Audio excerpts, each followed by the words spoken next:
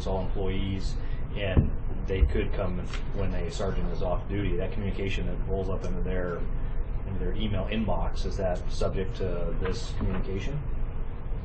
Right, if I send out an all OSP email and it goes to a sergeant who's off duty, and now I'm getting credit for, go ahead. So it says calls back to duty. So what I would say is that would mean requires a response. Gotcha. Okay. Hey, Sergeant, can I take Tuesday off? Gotcha.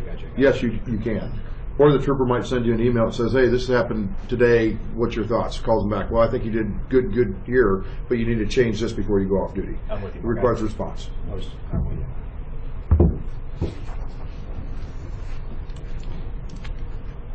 I mean, I would think if they could take care of it in the office and they were like, I'm going to wait for my sleep hours to take care of this so that I can get an hour and a half. I think if a trooper, wouldn't. sorry, an example of when they wouldn't get it is, hey, Sergeant, I left a report in your box. You know, when you come in, he doesn't really need to respond back and say anything other than when he goes in there, he knows it's waiting for him. So there's communications that don't require. Yeah, that's not our intent. Well, that was my point. Is right. It says Yeah. most email correspondence is not an immediate callback situation, right? So Agreed. it would be hard for me to fathom email being the trigger point for a 15-minute callback. Agreed. Okay. That isn't our intent, but if it was an email that said respond right away, you know, and that was the only form of communication, yeah, obviously I think that would count. I would agree. Based on your language. Okay. Okay, did you guys have any questions?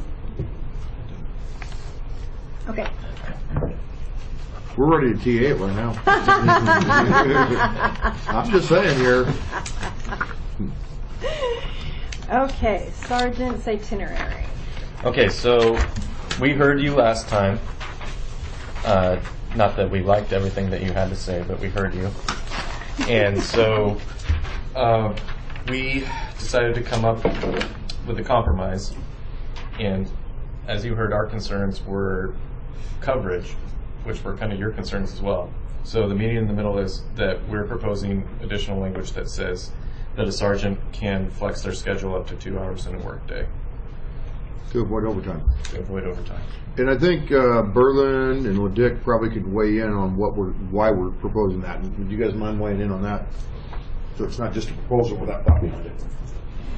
Sure. Part of the idea of this one is, like I discussed on the last time we were here, it's very, very often, I spoke to the fact that how I was able to bridge my shift in Springfield when I was there and catch both day shift and swing shift troopers. That ability was huge, to be present during the day, the administrative runs, the court runs, the little details that we took care of in that aspect. Assist in the daytime troops, which honestly isn't as necessary as it is some of the swing shift troops, due to the fact that they don't have the pro staff on site to help. They don't have the ability to get things notarized without running to a jail or something like that, and we fulfill that performance as a notary for those guys a lot of times. We would do certain things for the swing shift troops that I wasn't able to do for the day shift troops, just based on tenure alone as well. Most of the senior guys, the 15-year plus troopers, are working day shift wherever they are anyway. They don't need you as much as the junior, less tenured troopers do at night.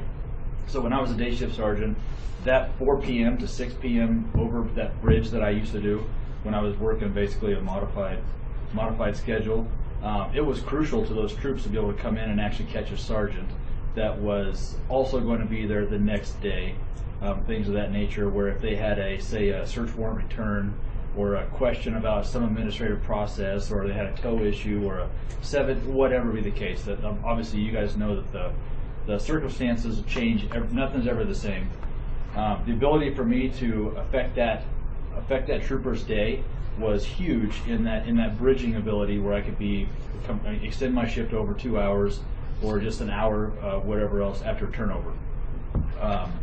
So part of this process is we kind of figured, what's kind of a get around to be able to still take care of us, where we're not expected to work, a 10P to 10A to whatever, and basically take all our family time away, but have that flexibility throughout the work week to know nobody knows what we need to do more than we do.